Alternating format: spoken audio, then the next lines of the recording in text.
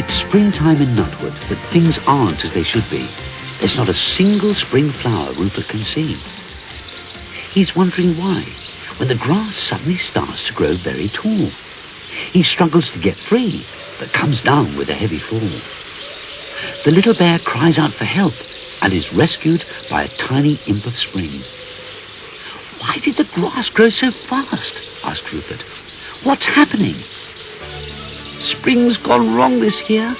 Some plants are growing far too high, and some aren't growing at all," says the imp, beginning to cry. "It's because our king's still in his winter sleep and won't awaken." Rupert says he'll help, and with the imp runs across the common to a small hut hidden away in the bushes, and quietly they creep into a room where the king of the imps of spring is fast asleep. Though the little bear tries very hard, he can't awaken the tiny king. "We must wake him," the imps say, "or there won't be any spring." "There must be a way to wake him," says Rupert. "I'll ask Gypsy Rose." And off to see the wise old lady, Rupert goes. Gypsy Rose listens to his story and says, "You must get the spring chicken. Only when the king hears it crow will he awaken." She then takes Rupert to a rock and tells him to sit and wait there. And as she leaves, birds fly towards the little bear. Suddenly, a giant eagle appears above Rupert, and he cries out in shock as it swoops down and carries him from the rock. Holding Rupert very tight, the great bird soars up high and flies to a beautiful palace floating in the sky. There, the eagle gently puts Rupert down, but where he is, he has no idea. "Little bear," a voice cries, "please come over here.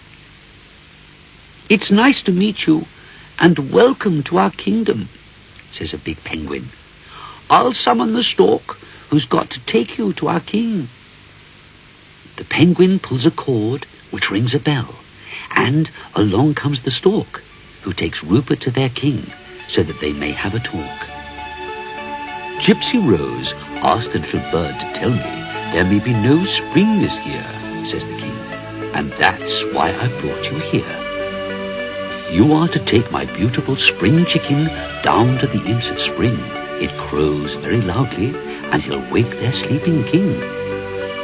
The colourful bird looks so strange, Rupert can only stand and stare. "See you in Nutwood," it says to the little bear. Rupert says goodbye to the king, and on the back of the eagle holds tight as it spreads its powerful wings and takes flight. The little bear thanks the great eagle for bringing him back safely, and off to the king of imps he goes in a hurry.